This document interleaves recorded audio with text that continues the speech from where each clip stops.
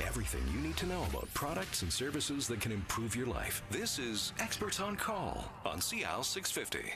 R-E-S-P-E-C-T, find out what it means to me. R-E-S-P-E-C-T, take F-T-C-T. Suck it to me, suck it to me, suck it to me, Celery Slay. Suck it to me, suck it to me, suck it to me. Woo, hey, Celery Slay, just a little bit. I'll get tired. Welcome back. This is Key Pacific's Talk About Strata on 650 CIL. We have in the studio with us Dan O'Hearn, who is the managing broker for Key Pacific Property Management in New Westminster.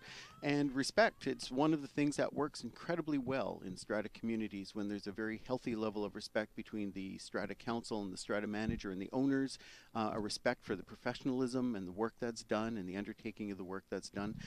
And there are a lot of tasks, I think, that strata managers do that most owners are not aware of. And one of the big challenges, or one of the management obligations that managers have to deal with, often comes down to the relay and transaction of information when there's a sale of a strata lot. You know, I'm a buyer. I come along. I've got my real estate agent. We're looking at a unit. Next thing I'm saying, well, you know what? Let's get some more information about this. So who do they go to? Typically, it'll be a realtor will initially contact us when they have a property that's for sale. And they're going to ask for a Form B, which is the information certificate that's going to outline things like maintenance fees, what might be outstanding, any special levies, unregistered bylaws, or special resolutions, parking, lockers, you know, all that good stuff, so that they can, you know, be informed about the property and discuss it with the potential purchasers. And they should be reviewing some of that information with the homeowner too to make sure it's accurate. So parking and storage lockers, though. Yeah. Big issue in some strata corporations.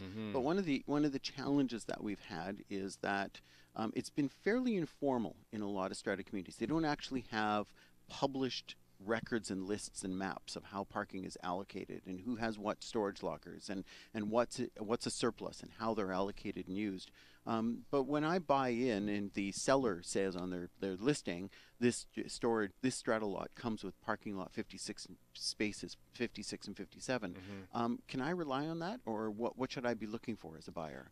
Well, that's the purpose of the Form B, right? To make sure that that's the document that you can rely on. So, Yes. So you probably shouldn't be relying on what the homeowner says, and so the purchaser is going to be getting that information. You have to look at the bylaws, or perhaps even more importantly is on that parking space, whether it's a common property or a limited common property or part of the strata lot, because you know, people don't realize that if it's common property, you know, it's that space is assigned by the strata council to you, and though maybe it's been there forever, it's not necessarily guaranteed you have that spot forever. Right. And there's been a few court cases, you know, about that very issue, right? So that's one thing to be concerned, or not necessarily concerned about, but be aware of. And exactly the same situation is going to be for the lockers. And the confusion we find is going to happen mostly on the older strata corporations. Anything brand new that's being developed now, I mean, the developers understand this obligation, and we're getting schedules right from day one. But trying to create those schedules for old buildings, I mean, we have old townhouse sites that have like storage areas underneath stairs and stuff, and on a stacked townhouse, and people just built in lockers wherever they could make things fit. I bet you that complies with code. And so here we're going around trying to figure out who actually has lockers where, and like you said, code. I mean, can these lockers be here even, right?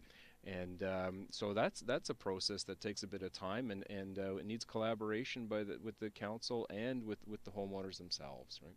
So, and stratas have to remember, and a buyer remembers, and the strata council remembers, when the property manager fills out a Form B and signs the Form B, it's really the strata corporation who's doing it. Right, and yeah, you know, you're part of an extension of the strata corporation as the agent of the corporation. We're agents for the corporation, and so we're acting on your behalf. And most strata councils don't even see the Form Bs that are being produced. It'd probably be prudent actually to get a copy of one every once in a while, you know, to see what's going out. I know I've been in the real estate industry for close to 30 years, and you know, on a very recent transaction where a family member was buying a condominium, I received the Form B, and it was embarrassing to see what was being provided to realtors. Perhaps I was overly critical, but I don't think so. There was errors on there. And I think we can't take this lightly because the purchaser can rely on that documentation. Well, and I've just spent $700,000 Yes. for a condo to find out that the information that was disclosed was wrong. Yeah. And I'm probably, and if I'm going to be exposed to any kind of liabilities, I'm probably going to turn around and sue the Strata Corporation. Yep. You know? Yes, and you know, the buying public really, they have to take some time to educate themselves. They may love the unit and everything, but they really got to read the bylaws. They got to examine the form, see what the disclosure is, what's the financial condition or situation of the Strata Corporation. It's all well and good to say the maintenance fees here are really cheap. That's good. Really low. You know, I want low maintenance fees. Well, what's the history of That's not good, actually.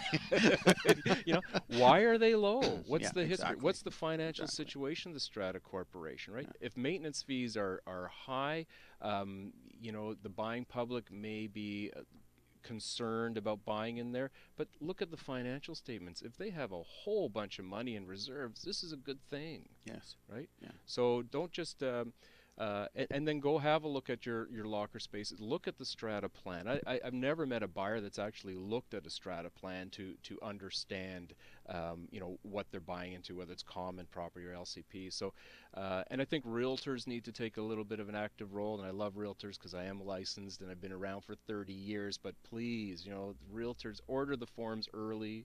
Don't rush at the last minute.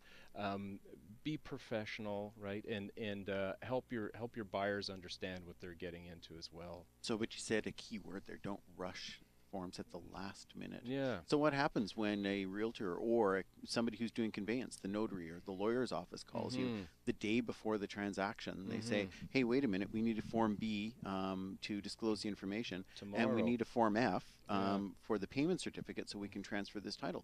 What happens under those circumstances? It's going to cost money. Yeah, well, Yeah, you know, that in the industry, everyone's getting upset about these rush charges. Okay, well, here it is. You can get this.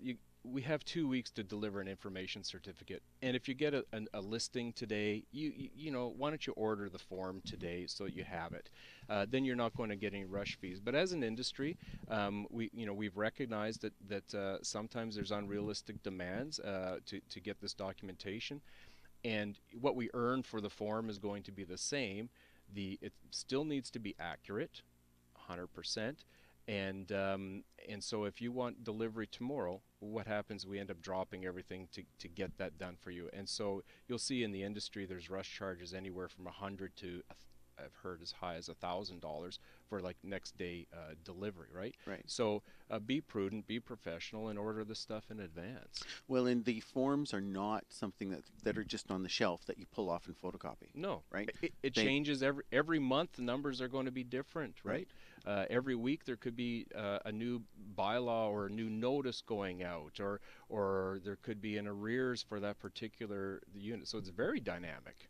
Well, and I've had recently someone write into me from the paper about asking about, you know, we weren't disclosed a lawsuit that was filed against the Strata Corporation. That's terrible. And well, it was, except for when I started talking to them and working through the time periods, they literally got their Form B of a unit that they were purchasing on noon on a Wednesday. Okay. And the lawsuit was filed on the following Friday. So, Right. you know, the consumer Yeah. is also needing to be aware that these documents have time shelves to them. You know, Yes. Form B is only valid for the information it represented the moment it was issued. That could change in 6 hours, right? And that's one of the, and there's no way of knowing or anticipating that you're about to be served notice over a dispute. So the Strata Corporation represents the information, but a lot of that burden falls also on the manager's shoulders when we're dealing with disclosing that information. Very true, and it scares me. You know, we go through a triple check process. I mean, the accounting department has a run through this form. Then it goes to the property manager and the administration, who have a go through the form, make sure all the proper attachments on there, and then before it leaves the office, a senior manager, when the VP operations, will have a review of the form too. So we like to feel, after it's been, you know, triple checked, that it's accurate, and that's why it can't be produced in just hours. I mean, people are busy throughout the day, and you have to calmly sit down and review this document and make sure it's accurate.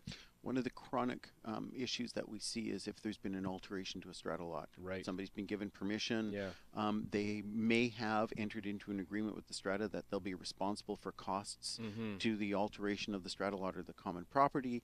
And that's not disclosed. Subsequent purchaser comes along. So, but what it says to us, or what it's an indication of when a Form B is requested, is there may not have been suite files that have been maintained. No one's maintaining records exclusive to each of the suites in the building. So you know, the screening process for everyone to verify the administration, agreements, financials, disclosure of information, parking is absolutely critical in the relationship. Again, goes back to how much time does it take? It's fine to say we're compensated, but you know, I'm a manager and I may have, if we're lucky, I might only have 3 or 5 properties that I'm managing, and they're reasonably large properties.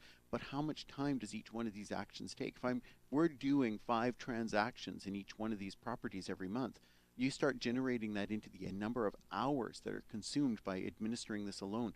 It's overwhelming. It's an overwhelming workload. It's definitely a full-time job. You know, you have people doing it full time. And on those undertakings, do I have a minute to speak about it? Absolutely. On the undertakings, you know, what we try to do there is first of all, when somebody should be asking for permission to do any of those renovations, the permission is granted, they'll sign the undertaking, and then we'll ask subsequent buyers to also sign on that undertaking. Right. And if you go into a unit and you suspect it's been upgraded at all, you should be looking for an undertaking. And because if there wasn't, if they just put in hardwood floors before you went to buy the unit and it's against the bylaws and you have a quick completion, there is going to be some grief on that. Yes. Yeah. So another role, of course, you know, strata corporations doing annual inspections of strata lots for maintenance and for operations. Who's doing that work, right? How frequently are they being done? Another one of the mysteries that we're left with in the relationship and the responsibilities. When we come back, we're going to talk about asset management and the operations. So how much time is your strata spending actually managing your physical facility and your buildings and looking at your operations? Great. I'm Tony Giaventu. I'm Dan O'Hearn from Key Pacific's Property Management in New Westminster. This is 650 Sea Isle. Talk about strata. This is Experts on Call on Sea Isle 650.